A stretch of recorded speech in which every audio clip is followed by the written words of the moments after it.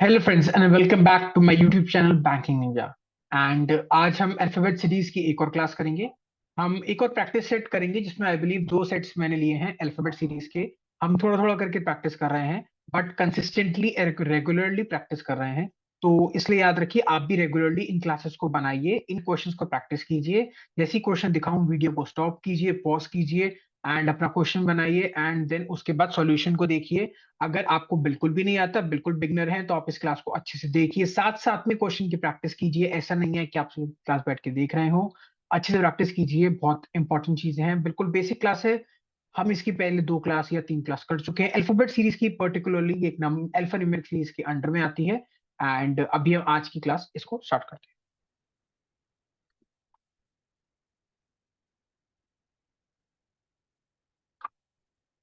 तो जैसे कि यहाँ पे हमने देखा, कुछ पांच वर्ड्स दिए हुए हैं एंड इन वर्ड्स के बेसिस पे हमें नीचे क्वेश्चंस दिए हुए हैं, इन क्वेश्चंस को हमें सॉल्व करना है। तो पहला क्वेश्चन लिखा हुआ है, if the first and the third letter और each of the word is interchanged, then all the words are arranged in alphabetical order from left, then which of the following is the first word from the left end? आपको लग रहा होगा बहुत ज्यादा घुमा फिरा के बोला होगा, बिल्कुल इजी चीज है। बस क्या करना है, हर वर्ड के फर्स्ट और थर्ड लेटर को इंटरचेंज करना है। देन उन सारे जो भी वर्ड्स बनेंगे उनको अल्फाबेटिकल ऑर्डर में अरेंज करना है लेफ्ट हैंड से, और मैं बताना है लेफ्ट हैंड से फर्स्ट वर्ड कौन सा है। करने का सबसे बेसिक सिंपल तरीका है, हम ये लास्ट वाले लेटर को देखेंगे, क्योंकि यही लास्ट वाला ही लेटर होगा ना जो कि इंटरचेंज होकर फर्स्ट पोजीशन पे आ जाएगा। और जब ये फर्स्ट पोजीशन पे आएगा तो इनके अकॉर्डिंग ही हमें देखना है कि फर्स्ट पोजीशन पे आने के बाद ये वाला कौन सबसे लोएस्ट ऑर्डर का अल्फाबेट है जो कि सबसे पहले आएगा। तो जैसे कि मैं आपको बताता हूँ, यहाँ पे हमें बचे एन। ये आप दिमाग में ही कर लेंगे सब कुछ, मैं आपको सिर्फ लिख के बता रहा हूँ ज्यादा क्लियरली। इसका आंसर आपका होगा ड्यू। कैसे? जब हमारे ये सारे के सारे जो अल्फाबेट्स हैं वो जब इंटरचेंज हुए फर्स्ट एंड थर्ड वाले, उसके बाद हमने इन सबको ऑर्डर में अरेंज किया। तो ऑर्डर में अरेंज करने के बाद ये एन से शुरू हुआ, ये टी से, ये के से, ये एल से और ये ई से। तो ई वाला सबसे पहले आएगा ना, और हमसे पूछा है first word from the left hand, और लेफ्ट हैंड से अरेंज करना है। तो हमारा आंसर क्या हो जाएगा? ड्यू। इसको हम देखते हैं, आंसर सही है, बिल्कुल सही है हमारा आंसर, आंसर ड्यू ही है।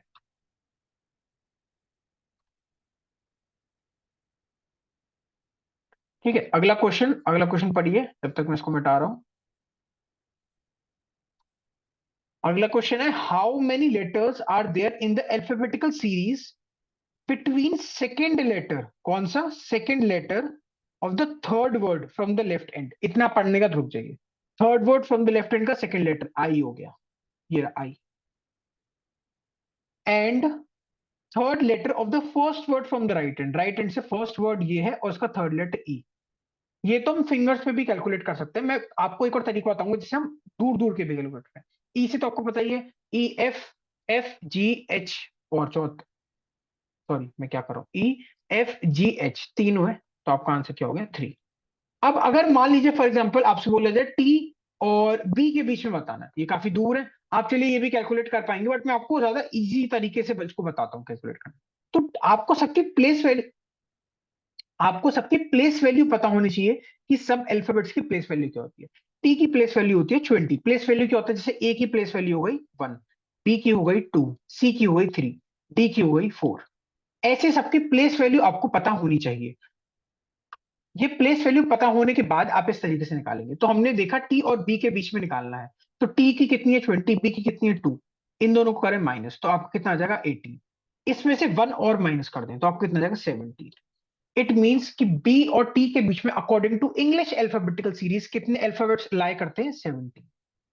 इसको समझाने का और मैं डीपली आपको अगर समझाना चाहूं तो देखिए, 20 क्योंकि बड़ा वाला है टी है, हमने उसमें से 2 को माइनस किया जो कि बी है। तो 20 में से 2 तो माइनस कर दिया, आप समझ गए ना। 20 अगर हम 1 से लें टी तक तो कितने नंबर हो? 20 नंबर हो। हमने उसमें से स्टार्टिंग के जो बी तक है उस दोनों को माइनस कर दिया। अब हमने वन एक और बार क्यों माइनस करा? इस वजह से माइनस करा क्योंकि अभी इस ऑर्डर में हमने टी और बी दोनों को गिन लिया है। पर हमें, मतलब दोनों को गिन लिया इन शॉर्ट, मतलब जैसे हमने टी तक लिया तो टी में से जब बी माइनस करेंगे तो हमने बी तक माइनस कर दिया, मतलब हमने दो माइनस कर दिए। तो अब ये मान सकते हैं कि हमने बी को भी हटा दिया, बट टी तो अभी इसमें है ना। उस ऑर्डर में 1 से लेके 20 तक जब हमने टी में से बी को माइनस करा तो हमने 20 में से 2 को माइनस करा। तो 20 में से जैसे हमने 2 को माइनस कर दिया तो बी भी उसमें से हट गया। और अभी टी बचा हुआ है, हमें बीच के बताना है, हमें इन बिटवीन बताना है। यहाँ देखिए, how many letters in series in between, तो बिटवीन में बताने के हमें टी को भी हटाना पड़ेगा। तो टी को भी हटाने के लिए हमने सिर्फ बीच के लिए, और बीच के हमने -1 और कर दिया, तो आपका आंसर क्या हो जाएगा 70। बट ये मैंने किसका बताया, बी और टी के बीच में कितने लाया करते हैं। हमसे क्या पूछा था, हमसे पूछा था ई और आई के बीच में कितने लाया करते हैं, आंसर हो गया 3। एक बार चेक कर लेते हैं, आंसर बिल्कुल सही आंसर है आपका। अगले वाले को देखते हैं।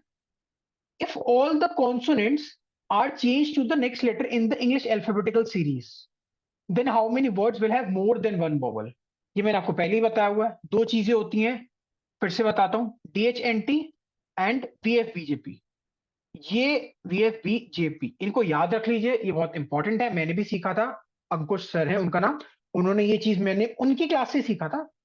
बहुत ही धांसू चीज थी ये, मतलब है बहुत कॉमन सेंस की चीज, बट एक यूजुअली लोग जब प्रैक्टिस करते हैं काफी सारी चीजें, तो उनको ये चीज दिखने लग जाती है चीजें। ऐसे ही होता है कि जब आप बहुत सारे, मैं पजल्स को स्टार्टिंग से क्यों लेके चल रहा हूँ, आप जो स्टार्टिंग से पजल बनाएंगे प्रैक्टिस करेंगे, तो आपको कुछ चीजें उनमें से अपने आप दिखने लग जाएंगी आपको, कि ये चीज सही है, ये चीज गलत है, ऐसे होना चाहिए, ऐसे नहीं होना चाहिए, ऐसे में से एक चीज निकल के आ रही है, ऐसे में से एक चीज हो रहा है, ये आपको दिखने लग जाएगा अपने आप। ऐसे ये चीज भी दिखी है उनको। तो एक चीज बहुत बढ़िया है, DHNT वो सारे कॉन्सोनेंट्स हैं जिनके जस्ट बाद आपका क्या आता है, वोवल आता है। और VFBJP वो सारे कॉन्सोनेंट जिनके जस्ट पहले वोवल आता है। तो हमसे बोला था कि सारे कॉन्सोनेंट्स को चेंज करना है नेक्स्ट लेटर में, कहां पे, नेक्स्ट लेटर में। Then how many words will have more than one vowel बताया, तो नेक्स्ट लेटर में कौन सा वाला, ये वाला है नेक्स्ट लेटर में। तो हमें बस देखना है DHNT, इसमें O है आई है, और इसमें कोई भी नहीं है, इसमें दो है, तो मतलब हमें मोर देन वन बताना है। तो ये तो पहले ही हो गया, और ये भी पहले हो गया। एक और दो वाला कौन सा था, OT, नहीं बाकी सब में एक एक है। हाँ एक है, इसमें एक भी नहीं है, ठीक है। तो हमें DHNT देखना है, सिंपली हम DHNT देखते हैं, थोड़ा दिमाग नहीं लगा रहे। DHNT इसमें तो चलो दोनों ही है, और एक OB है, तो ये तो हो ही जाएगा। DHNT है, OB है, ये भी हो जाएगा। DHNT कोई भी नहीं है, एक आई है, सिंगल हमें बतानी है, हमें मोर देन वन बताना है। और DHNT तो इसमें है ही नहीं, और एक भी नहीं है, इसमें दो पहले से ही है, तो आपका आंसर क्या हो गया, 3। हाँ 3, ये देखिए 3। अगला,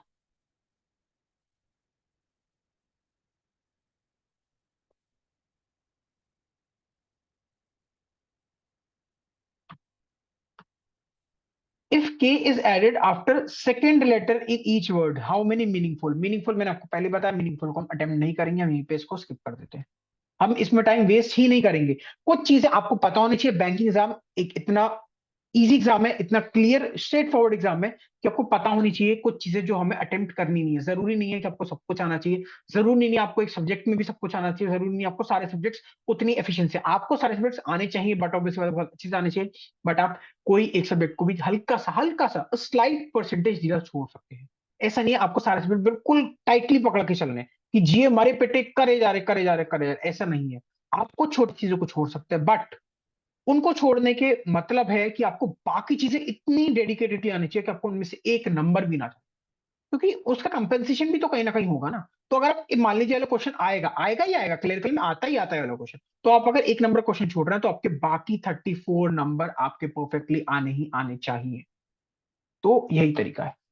अगला वाला हम भरते हैं, फिर भी हम देख लेते हैं, चलिए इसको। If the K is added to second letter of each word, how many meaningful के, तो ये हो जाएगा TK after second, sorry I am sorry, TOKN, पता नहीं क्या होता है, GOKT, पता नहीं क्या होता है, QIKK, बिकॉज कुछ नहीं होता, BKKL, बकलोल, DUKE, ड्यूक। एक पता है मेरे को, तो मेरा आंसर वन होगा, बाकी पता नहीं, जो आंसर होगा वो आंसर जाने, वन ही आंसर।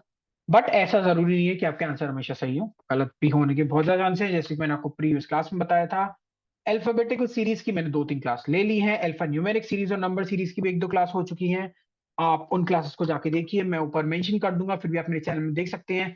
हर एक चैप्टर की अलग अलग प्लेलिस्ट मेंशन्ड है मेरे चैनल पे, आप उन चैनल्स को खोलिए, order wise question, order wise videos को बनाइए, क्योंकि मैं सब कुछ बिल्कुल ऑर्डर में लेके चल रहा हूँ। मेरे चैनल की यही एक स्पेशलिटी है, एक मैं पजल स्टार्टिंग से लेके करूंगा, और एक मेरे चैनल पे आपको हर चीज बिल्कुल ऑर्डर मिले, कुछ भी इधर से उधर मेस्ड अप नहीं मिलेगा आपको, बिल्कुल सब चीज इन ऑर्डर सॉर्टेड मिलेगा। अगर आप बैंकिंग स्टार्ट कर रहे हैं, तो आपको पता होगा कि मेरे को यहां से पिकअप करना है, बिल्कुल एक स्ट्रेट फॉरवर्ड विजन में, एक स्ट्रेट फॉरवर्ड तरीके से मेरे को सारी वीडियोस खत्म करनी है एंड आपकी प्रिपरेशन बहुत अच्छे लेवल पर होनी चाहिए।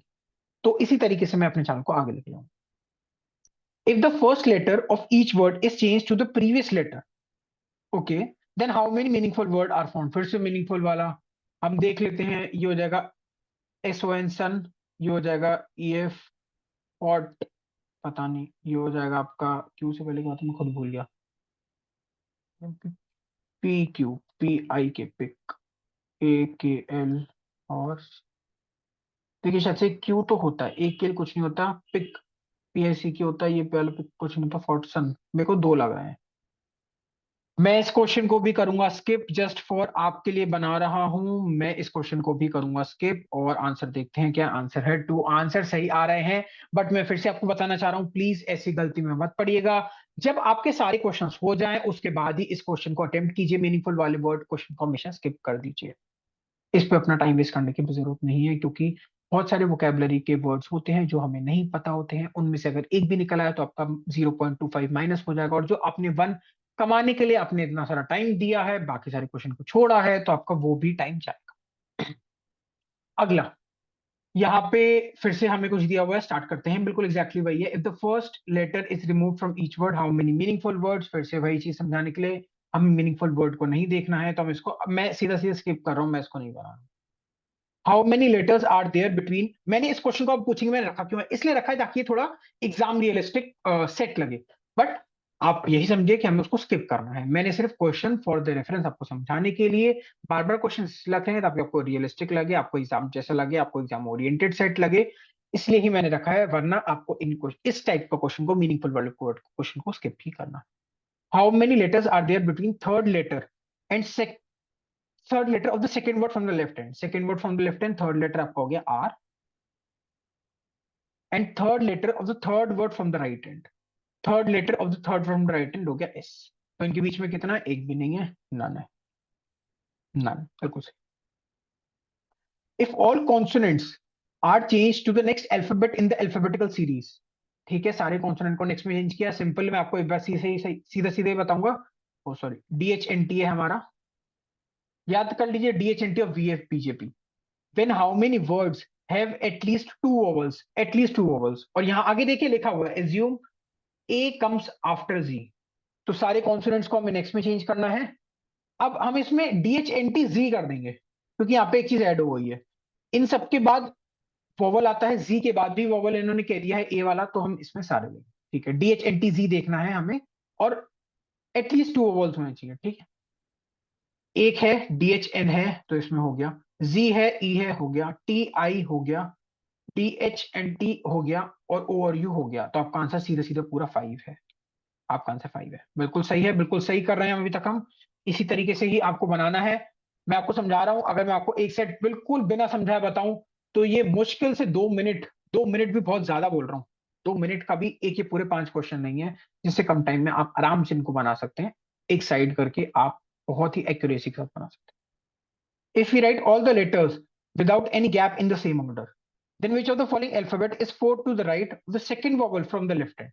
मतलब उन्होंने कहा क्या है कि अगर यहाँ पे हम ये जो गैप है, ये एक अल्फा, एक वर्ड के बाद दूसरे वर्ड का, ये हम हटा दें और ये सब ऐसे जुड़ जाएं, ये ऐसे हो जाए NIMZER एंड सो ऑन, ऐसे करके हो जाए पूरा, फिर उसके बाद यहाँ पे आ जाएगा T, ऐसे करके पूरा हो जाए, तो उन्होंने पूछा है which of the following alphabet is fourth to the right of the second vowel from the left hand। second vowel left hand से कौन सा E है, इससे fourth to the right, 1 2 3 and 4, आपका आंसर क्या हुआ, S। S, देखते हैं आंसर सही है कि हमारा आंसर सही है, हमारा आंसर है S। Last and final question को हम इरेज कर देते हैं, ठीक है।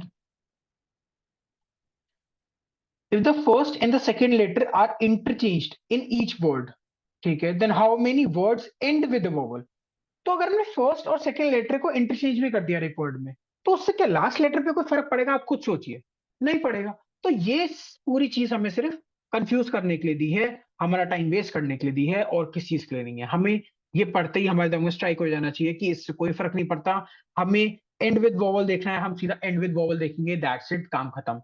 एक, दो, दैट्स इट। बस दो की दो है हमारे पास, एक एंड दो, और कोई नहीं है इसके अलावा। ये पेन को क्या हो गया, हाँ ये चल गया। ये एक है जीओ यू और एक है के एच ई, बस दो है, आपका आंसर क्या हो जाएगा, टू, एंड दैट्स इट, खत्म। तो बहुत ही बेसिक चीज है, आज हमने अल्फाबेट सीरीज की एक और क्लास करी है।